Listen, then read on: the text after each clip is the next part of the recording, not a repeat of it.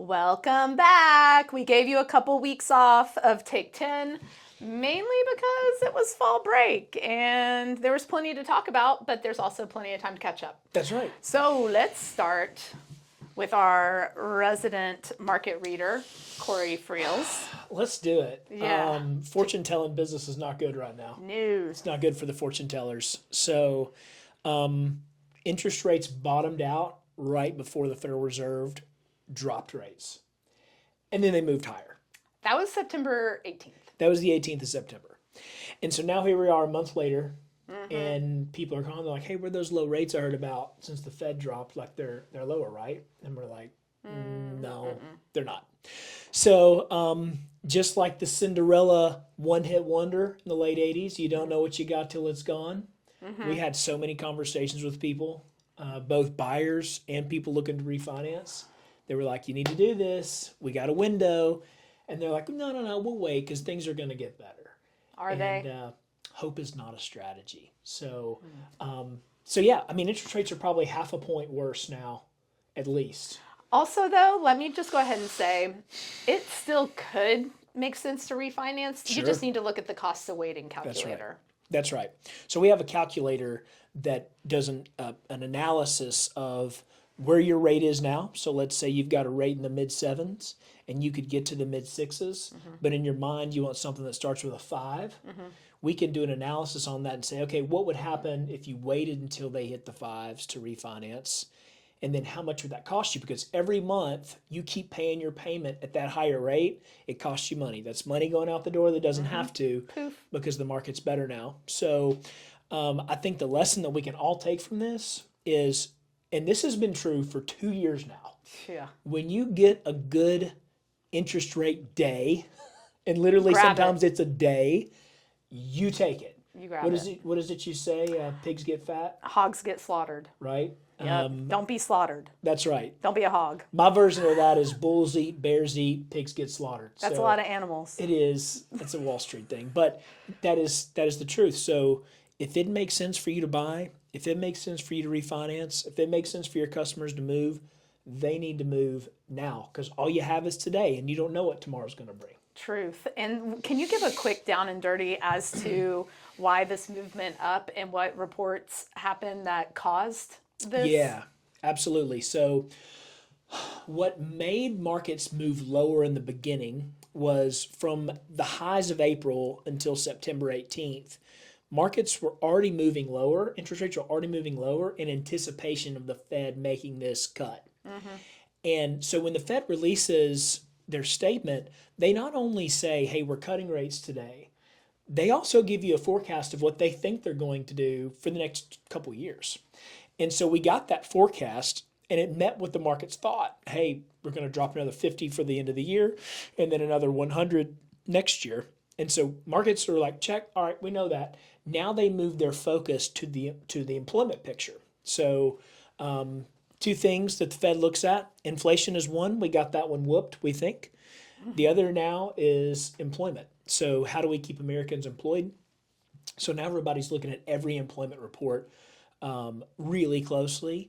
And we saw employment go down where we thought it would stay stable or go up.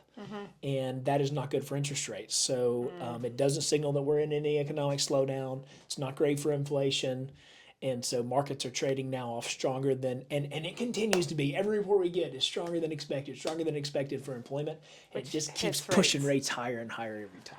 So with all that said, something that I've noticed as a trend is as the rates start going higher and higher, the deals get harder and harder. But you know what? We're also more and more willing to make those hard deals happen. So I want to talk a little bit today about the problems solved. A couple of the strategies. To talk about. We got 99 problems. That's another song, reference from the 90s, I think, maybe early thousands. Yeah. We got 99 problems. But these are ones that these strategies and things that we did made a deal happen that otherwise would not have happened, and successfully got people into homes and streamlined that process. So I was just going to go through a couple of those. Let's hear. One that we just a crowning moment.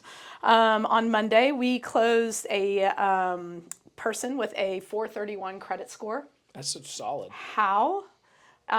We have a program That's that, a record, I isn't mean, it? how do Have you closed one lower than that? how do you get that low? Yes, sometimes you do. Sometimes you get that low, and never have I closed one ever with a credit score in the fours, but we did, and we did that on Monday, and we did that using a blended score. And so What's a blended score?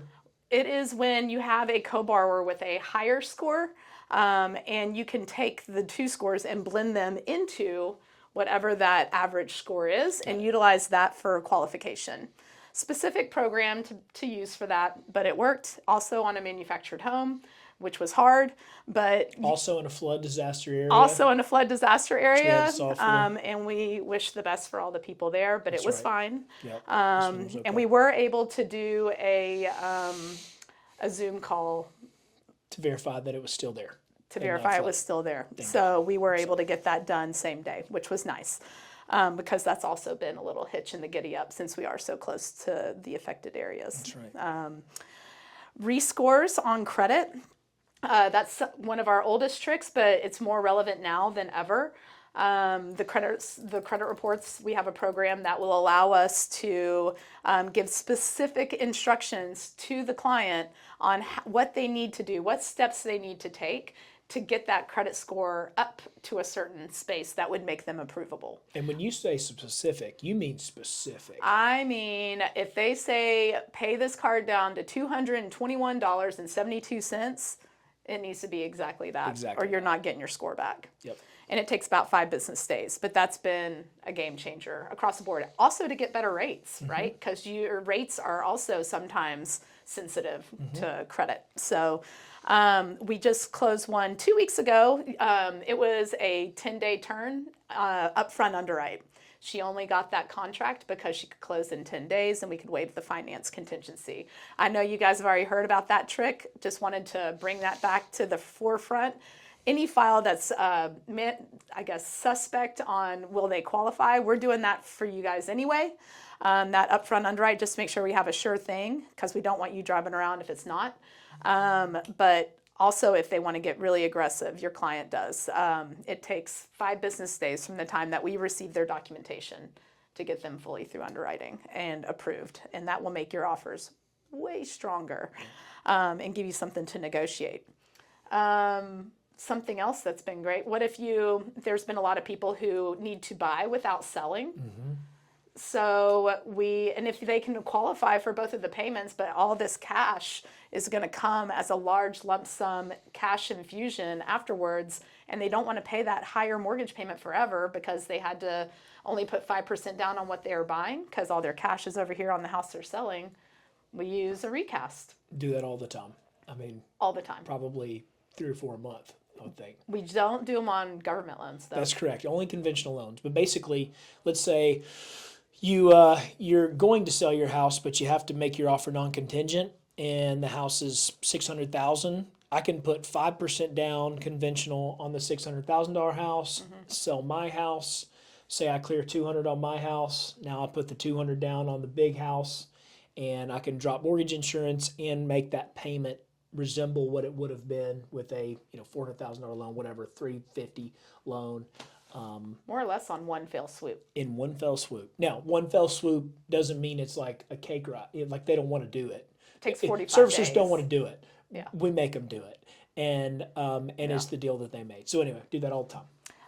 This is an interesting one that just got one approved, which I love this, is that on VA loans, you can actually pay off the veterans' revolving or installment debts to help them qualify with seller-paid closing costs. Yep. Little known hack. We're doing 2 like that this month. That is awesome. Like, what a cool little nugget, Yep. And what a better, and let's just think about the feeling around it. This veteran is feeling like they have all these payments pushing down on them. They have this new house payment. They feel stressed. We're taking a ton of those little tiny payments off of them, or that one big installment off of them. And so they really just have that house payment left. Yep. And they can manage it a lot easier, and they're going in more or less debt-free, right? That's right. So it betters their position. It's a wonderful little trick that we've been using, and it's awesome. So this one, has been happening more often than not. Post-closing repair escrows. Yep. So we don't have to hold up a closing for repair items unless It's health and safety. health and safety, structural. Yeah. So like, even like a fence, like a railing around a porch. Got to get that done first.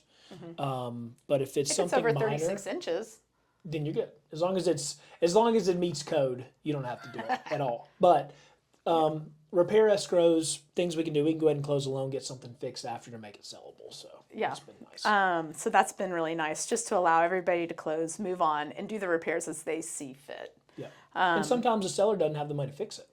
That's true. Right? The seller Or doesn't you don't have want the them to cash. fix it. Or you don't want the seller. You want your own contractor to fix it. So the seller may not have the funds. You certainly don't want your buyer spending their money on the seller's house before they own it. Yeah. And so this is a way To get around protect that. everybody. So just a quick reminder, because I know you guys know that probably as well, but it's very relevant right now because a lot of the housing stock has repairs needed right now. You guys are seeing these houses, a lot of them come with repairs. So I want to add one thing to that. If you don't do a lot of these, and I hope you don't as an agent, I wish we did less, there is a contingency there.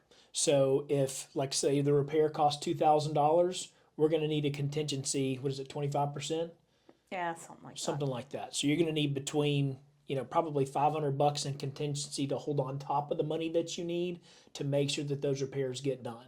So in that instance, if the repair is $2,000, we're going to hold $2,500 when the work is done. We're going to hold $2,500 from the seller. When the work is done, we're going to reimburse the seller as soon as we get the invoice from the contractor. And if the bill's $2,000, then we give the seller back $500 and pay the contract. Whatever the difference is. Yep.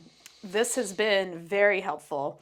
Our e-close, our branch is doing 90 to 100% e-close. Every month. And what is so amazing about that is that the clients are getting 90% of their documents at home that morning to click through. And by the time they get to the title company, it takes 20 minutes to close. Yep. So even on, just trying to slide things in at the end of a day, move things up, do any of that moving and shaking, that e-close is huge in fitting multiple closings in a day and last minute type things. So it's helped us be very flexible working with that department. Just a lot more pleasant too. When you're buying and moving in on the same day, if you can get 30 minutes back from the title company, that's a huge win. Yeah, nobody wants to spend all day there. Also, I keep missing my closings. That is the only problem. I get there and they're done.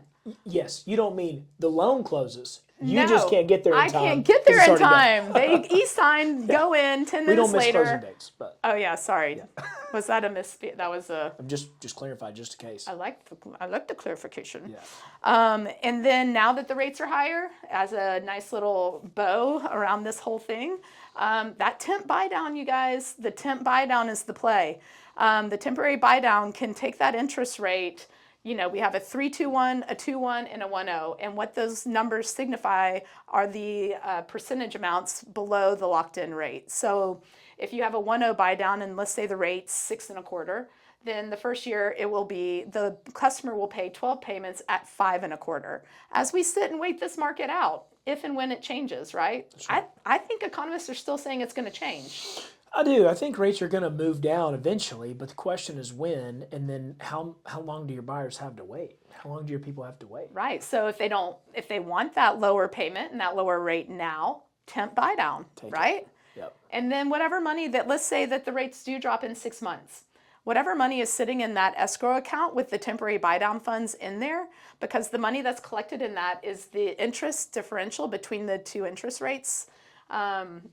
Whatever money's left over, they get it back. That's right. It's not a fee. Awesome product. So the client will get that money back. So building that in is not a bad thing, because what they are doing is utilizing the equity to help them make a lower payment and feel comfortable and pull the trigger now. That's all we're trying to do, is give you guys ideas around products and programs and strategies to pull the trigger now, and do it in a way that is responsible, that helps your client feel comfortable. That's right. In this uncomfortable market. Sure, absolutely. Yeah. Because when it gets comfortable, your inventory is going to dry up. Yeah, and you got right competition. now you got inventory. Right now you got choices, but when it gets comfortable, You're not going to have inventory. And then it being uncomfortable in a different way. Yeah. Where you're bidding on like 6 houses. So we're always uncomfortable. Yep. Which is comfortable. It's great. So as a wrap up, we have somebody on our team nights and weekends. That's right. Always after hours at theltwgroup.com. That's After how you get hours us. at theltwgroup.com. Holler at us. We'll take care of you. Peace.